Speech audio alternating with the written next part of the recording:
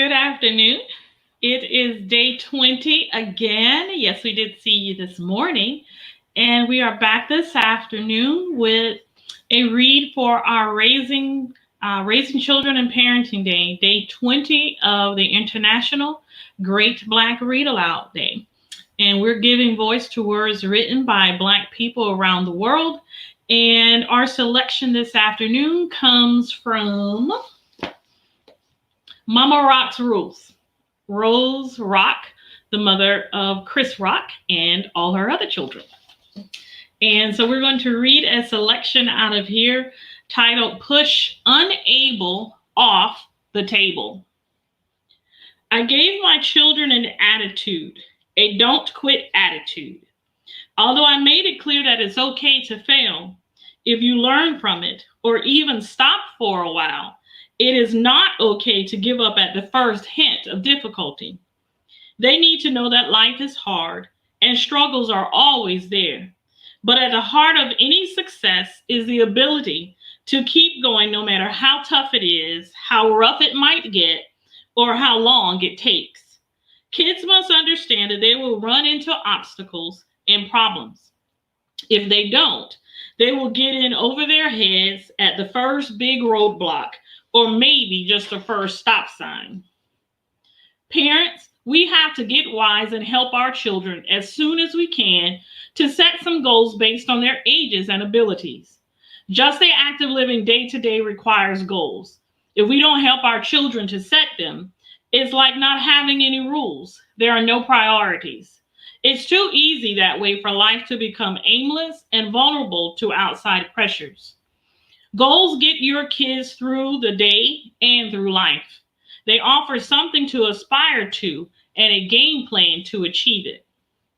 You have to see a real man or real woman to be a real man or a real woman. Children can aspire to such goals and sacrifice through your example. When sacrifice is in your home, let them know. But there is a fine line between keeping family sacrifices to yourself and letting it all hang out. You know, the type of martyr parents who repeat daily how much they've given up for their children.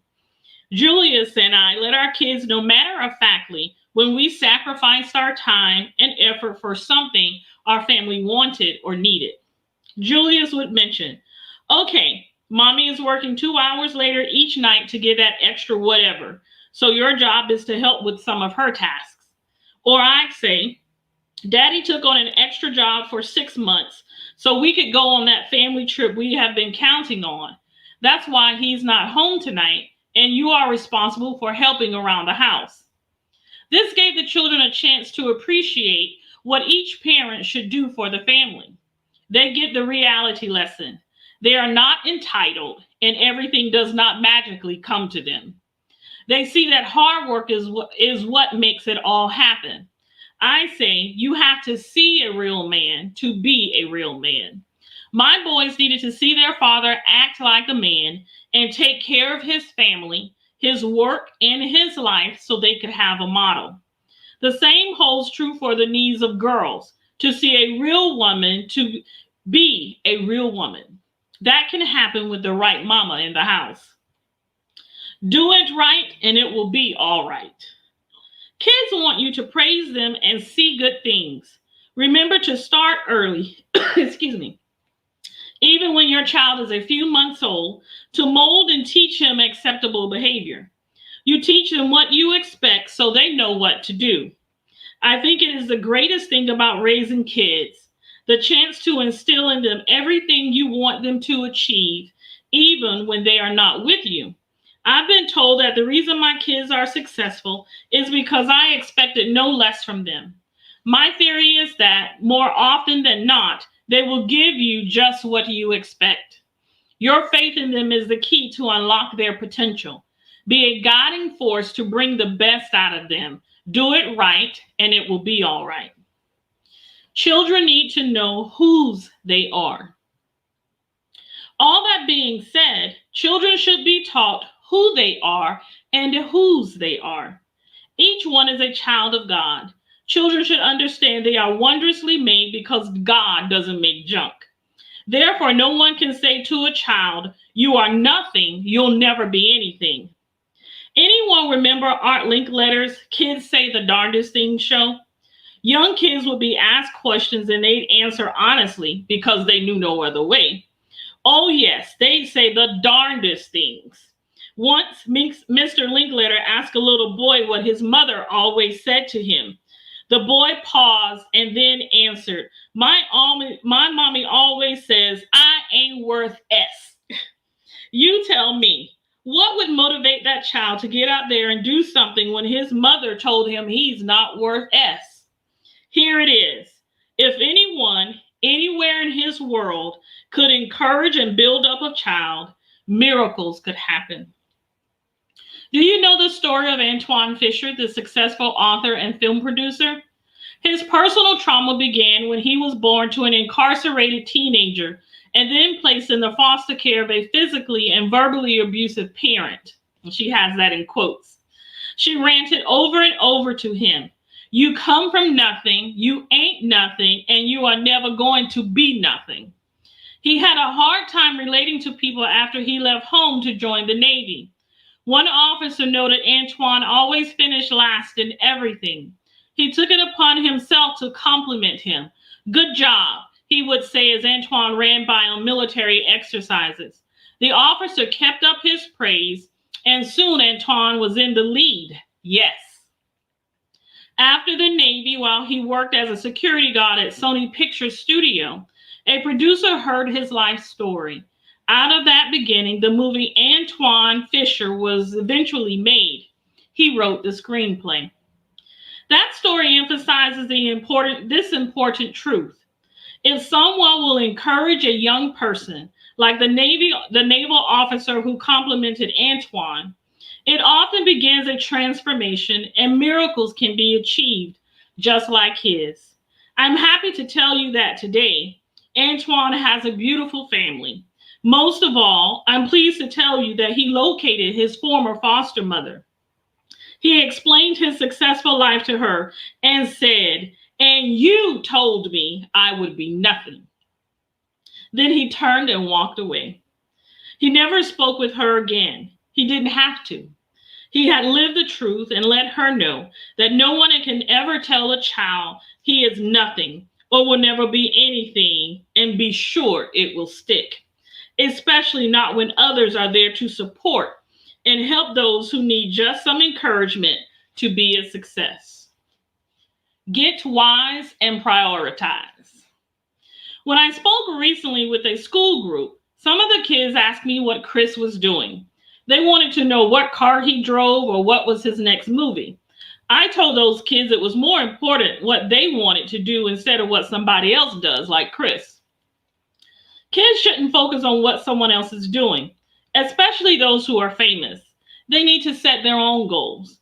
I explained to those kids that their first priority was to set a goal and then to figure out how they were going to accomplish it. Young people are bombarded with so much crap on TV that many honestly think life is all about cars and money. Peer pressure and marketers are always at it, pushing kids to want more and more. But I've never once heard anyone talk about an actual blueprints to achieve all those wonderful things. We parents also need to point out that success is not always who makes the money either. It could be Mr. Jones down the street who has 6 children and maintains his family and home by hard work. Children are so often exposed to wonderful role models, they just don't recognize them. They are so busy looking for someone larger than life or some fancy person that they don't see the real deal in front of their faces. Teach your children to see the worth of ordinary people, people who might not fit into the TV image, who are successful at what they do despite the odds they face every day. Get real about role models. One of Chris's jokes says a lot about how many people view who is honored these days. He said, "If you get a master's degree, people say that's good. If you get out of prison, they throw you a big party." When did our society start to glorify celebs who did something wrong or make criminals into celebrities? What about these role model stars that shoplift, carry guns, and indulge in other bad behavior and are often applauded and celebrated? They seem to be presented as cool or something to emulate. Anyway, they get lots of press. At the same time, not enough is done to celebrate the achievement of educational or career goals. We need to get behind completions and graduations for our children. We need to throw a party for their high school diploma, their cosmetology certificate, as well as their PhD. It really doesn't matter because all of these achievements are about your child reaching his personal career goal. During a recent address to high school students, I asked some of the kids in the audience what they wanted to be. A young man spoke up. He wanted to be an auto mechanic. There was a burst of laughter. I paused for a few moments until the laughter had died down. Listen up, I told the kids. If this young man has a goal to be a good auto mechanic, you need to use your imagination. Suppose he could work at one of those Mercedes, BMW, or Jaguar plants. Think of how well he could do. I also reminded the group of the money to be made if he had his own auto repair business. After all, everybody needs their car fixed sometime, don't they? Welcome dreams to the light of day. You can encourage your children from the beginning to talk about their personal dreams. Start as soon as your child says, when I grow up, I want to be a... and continue to encourage what he aspires to do. It's important to listen and be there to offer advice and direction at the beginning and during all the starts and stops on the road to success. Too often, our schools focus on what's not as good about a child rather than what outstanding abilities a child does have, especially if the child is not academic. Offer some adaptable expectations for anything your child wants to achieve. If your child is talented in the arts or likes to sew, cook, or build, encourage him to talk about what he projects to achieve in such fields and help him see it happen. For example, a child who likes to cook has a wide open field in the culinary arts.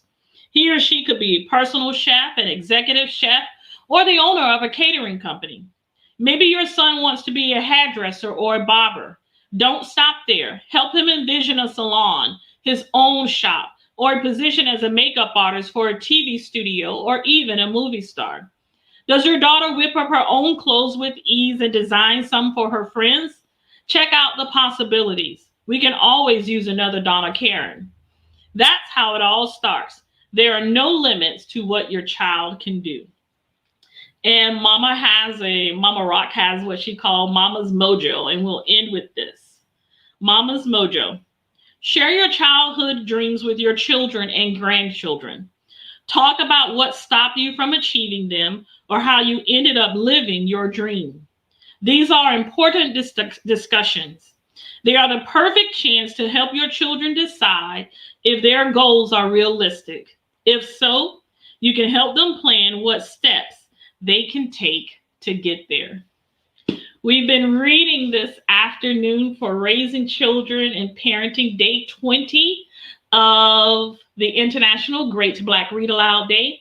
We have been reading Mama Rock's Rules. She's the mother of Chris Rock and all of his other siblings, as she is quick to tell you.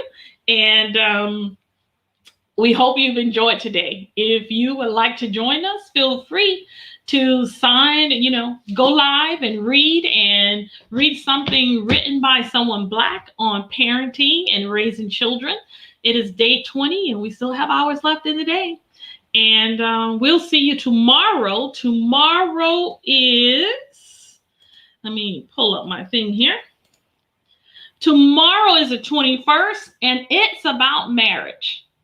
And so there's plenty written by Black people on marriage. And so we'd like you to find something. Maybe you found something that is helpful to you that you can share with others. And it's all about us helping each other and showing how broad the spectrum of Black literature is around the world. We've got everything from humor to gardening we've covered a lot of topics in 20 days and we still have 8 more days left. and we're going to do them all. And we'll see you tomorrow for day 21, Marriage of the International Great Black Read Aloud Day. Bye-bye.